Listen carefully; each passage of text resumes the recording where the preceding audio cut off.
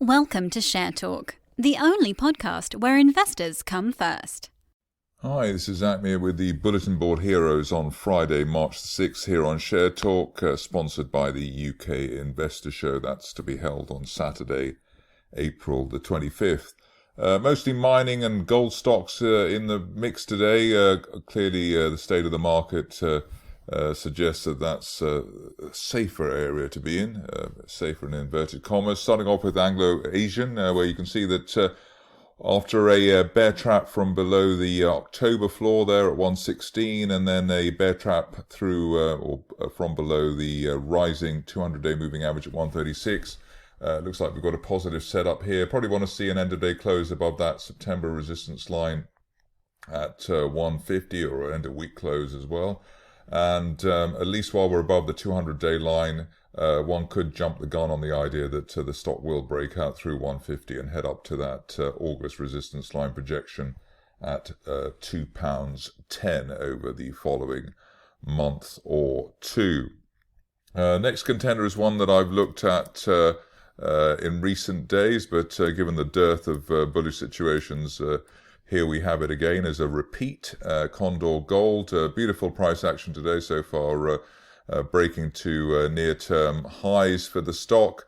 I think last time I was looking for 40p on this situation, and that was in line with that resistance line projection from June, heading towards that area. In fact, 45 looks like a possibility now over the next few weeks, and that target valid at least while we hold above 30p, which was the intraday peak of February. In fact, ideally the shares won't actually go below the 32 pence level, which has been recent consolidation.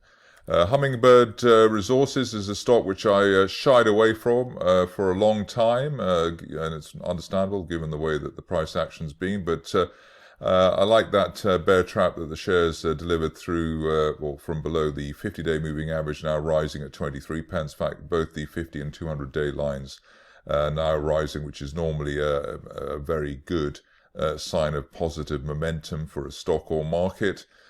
We can also draw these shares within a rising trend channel from as long ago as the beginning of June last year.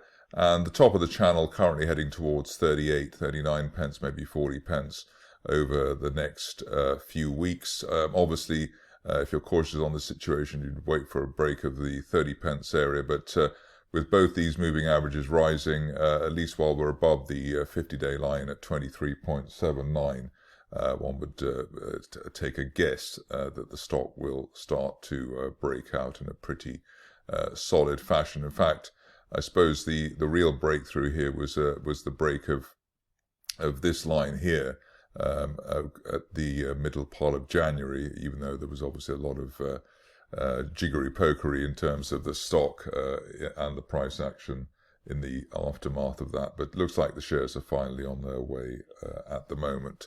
Another gold stock is Highland, on its way now, Highland Gold Mining.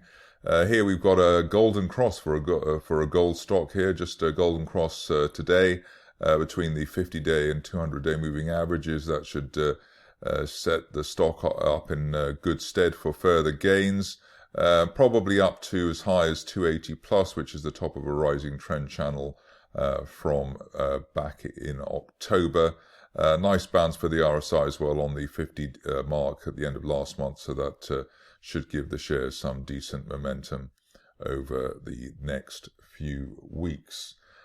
Difficult to get away from Novacyt. We have people calling, enjoying the doom and gloom as far as the coronavirus, with tweeting out that Novacyt could be a beneficiary. It's a sort of ambulance chasing type situation, or coffin chasing in some cases. But the current setup on the daily chart is that we're in a triangle here between around 95 pence and 145. The next big break for the shares, if they break to the upside, would be an end-of-day close or a weekly close above 145.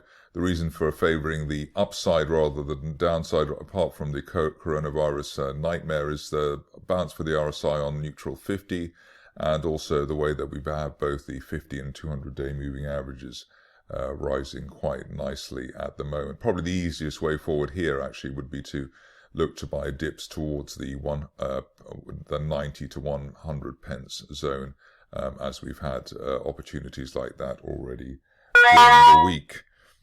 Next situation to look at is Aureole, which is probably one of the few genuine recovery plays from the bottom of the range still left and that looks any good.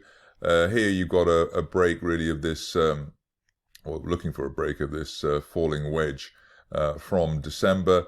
End of day close or a weekly close above 0.4 pence would seal the deal, but the fact that we've gapped up after a bear trap below 0.3 pence today and have a very solid candle accompanied by bullish divergence in the RSI window all goes to gain that, or to suggest that we're already on our way for the shares, and that we could retest as high as 0.6 pence in coming weeks. End of day close, or weekly close today above the 200-day line would probably be enough for even the more cautious traders to assume that this stock will keep going on the upside or recovering from its recent lows. Finishing off with final gold stock, Petropavlovsk. Here you can see that the shares are in this rising trend channel that's been in place since November. Floor of the channel currently at 20 pence, the top of the channel heading towards as high as 33 pence, and you'd expect to see that happen over the next 2 to 4 weeks. Break of this former peak at 23.5 from last month would be the trigger for momentum traders, the rather obvious trigger for momentum traders at the moment. That's it from me today. More updates on Monday. Thank you for listening. Remember to visit our website for more news and other podcasts at www.share-talk.com.